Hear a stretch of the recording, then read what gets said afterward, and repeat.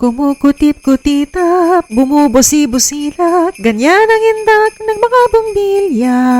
It's that time of the year once again where Christmas songs fill the air and church bells ring, signaling that simbang gabi is about to begin. At habang naglalakad ka papuntang simbahan, nakikita mo na naman ang mga naggagandahang Christmas lights na mga kapitbahay mo, na tila ba may pa-contest sila. But beyond the colorful paroles and endless feasts, Christmas is centered on spending time with one another and preparing for the true essence of the celebration, and that is the birth of Jesus. So for this episode, I chose to feature A Christmas Carol, a novel written by Charles Dickens, where its story reminds us of humility, kindness, and believing that anyone can change, values that are central to Christian teachings. The main character of the story is Ebenezer Scrooge, at base sa nangyayari ngayon sa ating bansa, parang ang daming katulad niya.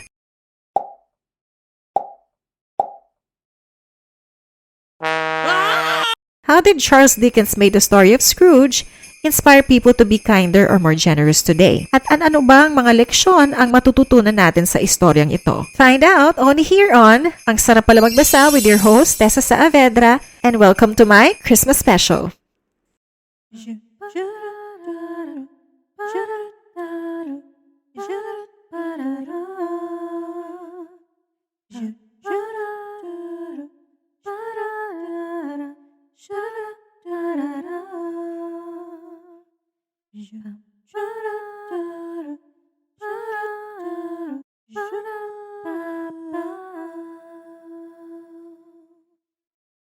If you haven't already, please don't forget to comment, like, subscribe, and hit the bell icon so that you always be updated on my latest book reviews. And if you're listening over at Spotify, please follow my show, Ang Sarap Pala Magbasa, and help me build a community of bookworms. As mentioned, this is my Christmas special, so naisip ko na talakayan ang isa sa mga classic Christmas stories. It may not be as fun and exciting as other Christmas stories, pero dahil nga sa mga nangyayaring korupsyon sa ating bansa, and as part of my own effort to not let the issue die down, sa tingin ko nararapat lang na ito ang i-feature ko for today's episode. Bakit? Malalaman natin mamaya. How about you? Ano yung favorite mong Christmas story? Comment down below. So to start the show, let's tell something about the author.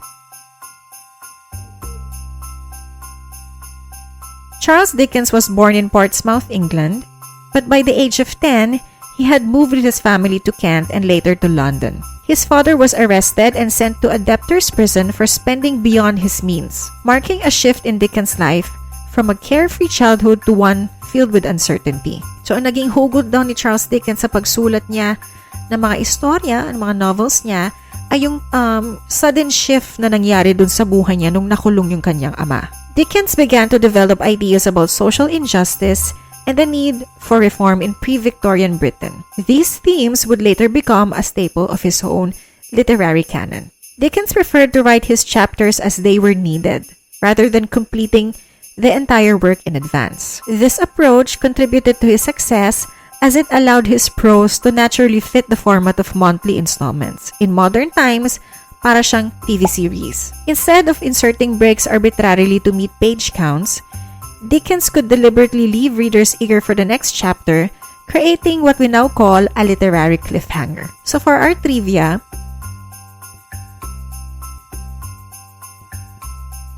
A Christmas Carol was published in 1843, just 6 years after Queen Victoria ascended the throne.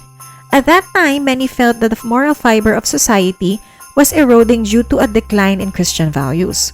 Sa panahon kasi ng Victorian era, mabilis ang pag-unlad ng mga pabrika at industriya dahil sa industrialization. Maraming tao ang yumaman, ngunit kasabay naman nito ang paglaganap ng kasakiman. Mas pinapahalagan kasi ng mga ilang mayayaman ang kita at tubo kaysa sa kapakanan ng mga manggagawa. Marami ang pinilit magtrabaho ng mahabang oras sa mababang sahod, kabilang mga kababaihan at bata. Dahil sa labis na paghahangad ng pera, naisantabi ang pagpapahalagang Kristiyano tulad ng malasakit, awa at pagtulong sa kapwa. Ito ang dahilan kung bakit ipinakita ni Charles Dickens sa Christmas Carol na ang kasakiman tulad ng kay Scrooge ay nagdudulot ng kalungkutan, pagkakahiwalay, habang ang kabutihan at pagpabahagi ay nagdudulot ng tunay na kaligayahan.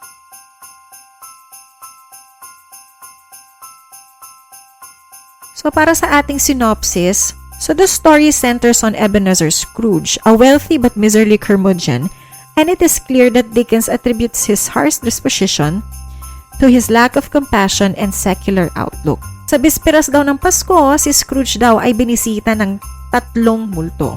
Hindi na makalaya. Hindi yun. So, ang unang multo daw na nagpakita kay Scrooge ay yung Ghost of Christmas Past.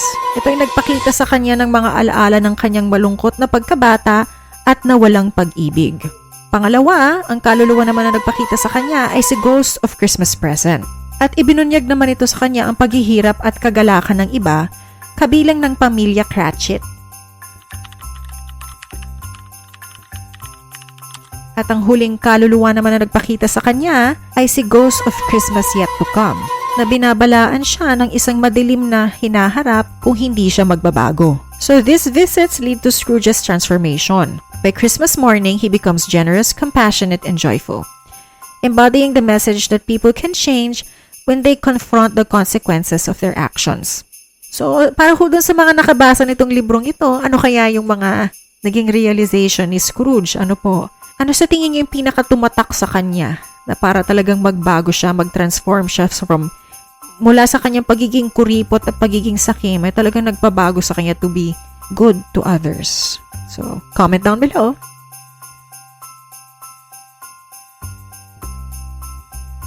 So, para sa akin, ang favorite character ko ay walang iba kundi si Ebenezer Scrooge.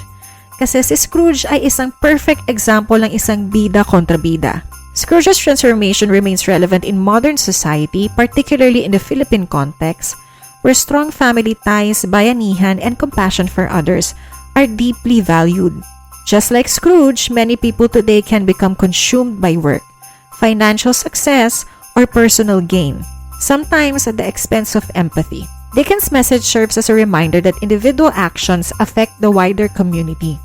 In a country where poverty and inequality still exist, Scrooge's redemption emphasizes the importance of sharing one's blessings, supporting those in need, and living out the Filipino value of caring for others not only during Christmas but throughout the year. So, di ba nga po, dahil po sa nangyayari ngayon na korupsyon sa ating bansa, yung mga magulang ng mga nepo babies na yan na nagnakaw sa ating bayan, hindi nila na-realize siguro na yung individual actions nila for themselves, yung pagpapayaman nila sa sarili nila, is actually affecting a wider community. Parang in the long run, yun yung magiging effect niya.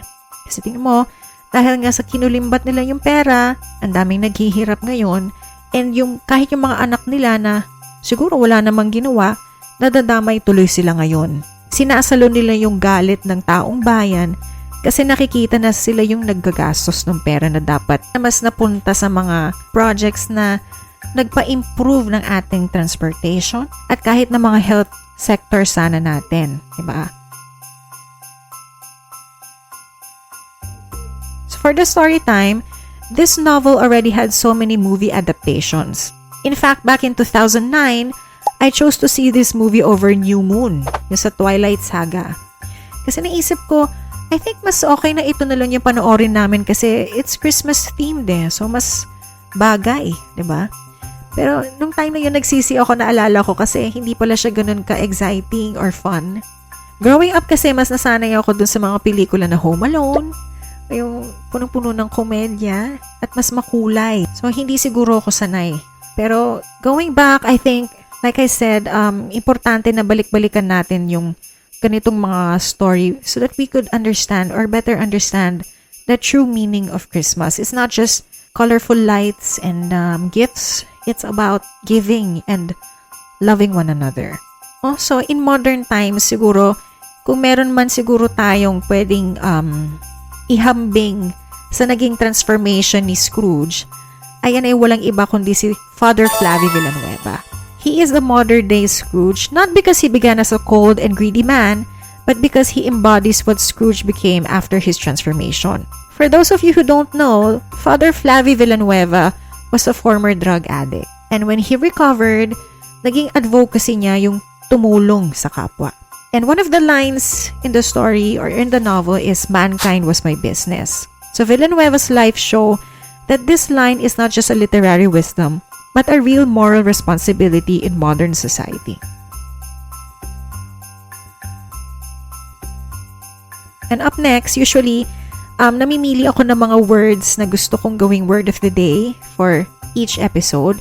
Pero for this particular novel, mas bagay yung proverb na you reap what you sow. So what it means is our actions shape our fate, and by choosing goodness over selfishness, we can change the outcome of our lives. So although this proverb wasn't exactly used in the novel, ito yung may talagang clear theme ng Christmas Carol. At the beginning kasi of the story, Scrooge sows greed, cruelty, and indifference. And as a result, he reaps loneliness, fear, and misery. On the other hand, when Scrooge begins to sow kindness, generosity, and compassion, he reaps joy, human connection, and redemption. His transformed behavior leads to a happier life, not only for himself, but also for those around him.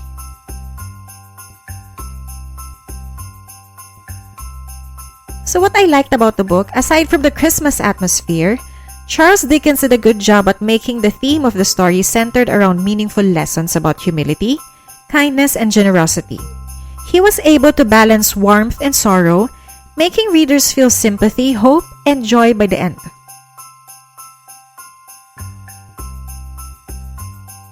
What I didn't like about the book, dahil nga siguro masanay ako sa mga istorya patungkol sa Pasko na mas lighter, o yung punong-puno ng komedya, ika nga yung commercialized version ng Christmas, I found it boring. Even the movie adaptation felt like it. Also, over-moralistic yung kanyang tone, so the lesson is too direct or preachy, leaving little room for interpretation. For that, I would rate the book 5 stars. For a one-of-a-kind book that retails for 179 pesos, it's definitely a steal. A Christmas Carol made a significant impact during the Victorian era because it reminded people of the importance of Christian values. Since Christmas is a season centered on giving, Dickens emphasized that the wealthy should have a moral responsibility to share their blessings with those in need.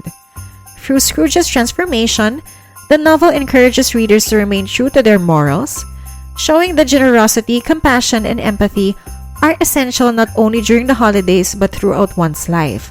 So kay Dickens, naniniwala siya na hindi talaga kasalanan ng mga mahihirap kung bakit sila naging mahirap. Karamihan sa kanila hindi nila ginusto na nandun sila sa sitwasyon na yon. So, para dun sa mga mas nakakaluwag, dapat daw mas maging generous sila dun sa mga taong nangangailangan, dun sa mga hirap sa buhay o kapas sa buhay, para po maibsan yung hirap na nararamdaman nila. Diba? Hindi mo naman sila, you're not necessarily teaching them to be lazy, diba? Pero sometimes malaking bagay talaga yung nabibigyan mo yung mga mahihirap o yung mga nangangailangan kasi kumbaga you're giving hope to them Diba? Nagbibigay ka ng pag-asa sa kanila. Hindi ka sakim, hindi yung sarili mo lang palagi yung iniisip mo. So due to what's happening in our country now, I think masarap balikan yung mga ganitong klaseng pelikula or istorya kasi the story basically teaches us na hindi tayo dapat maging sakim sa ating kapwa. Ika nga ni Miss Jessica Soho, sa mga naranasan nating hirap, pagod at perwisyo, at sa mga narinig nating kwento tungkol sa katakot-takot na pangungurakot nitong nagdaang mga araw, the depth of corruption has become so overwhelming. Hindi mahirap isipin na hindi pala baha ang magpapalubog sa ating bayan, kundi kasakiman. kasakiman ang naging dahilan kung bakit naging ganito ang ating bayan. Kasakiman din ang dahilan kung bakit yung mga kontraktor or politiko ay nagnanakaw ng buwis ng bayan na dapat mas na-allocate sana sa mga importanteng bagay. Kasi mas pinili nilang paglingkuran ng kanilang sarili kesa ang ating bayan. Gawa ng Pasko naman ngayon, bakit di natin bigyan ng magandang regalo ang ating bansa? Mas deserve natin ng matitinong leader na walang ibang iisipin kundi ang kapakanan ng ating bayan. Lahat ng yan magiging posible lang kung boboto tayo ng tama. And that for me is the best gift we can give ourselves in our country in 2028.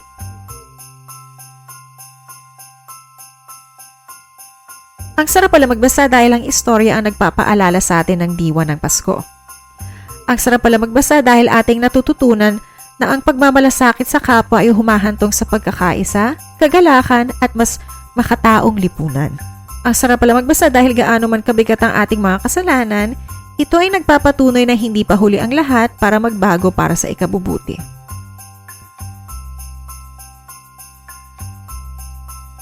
And that concludes today's episode. Once again, if you haven't already, please don't forget to comment, like, subscribe, and hit the bell icon so you won't miss out on my latest book review. And if you're listening over at Spotify, please follow my show Ang Sarap Pala Magbasa, and together, let's build a community of bookworms. Once again, this is Ang Sarap Pala Magbasa with your host, Tessa Saavedra. Wherever in the world, good morning, good afternoon, good evening. Thank you so much for listening. Merry Christmas!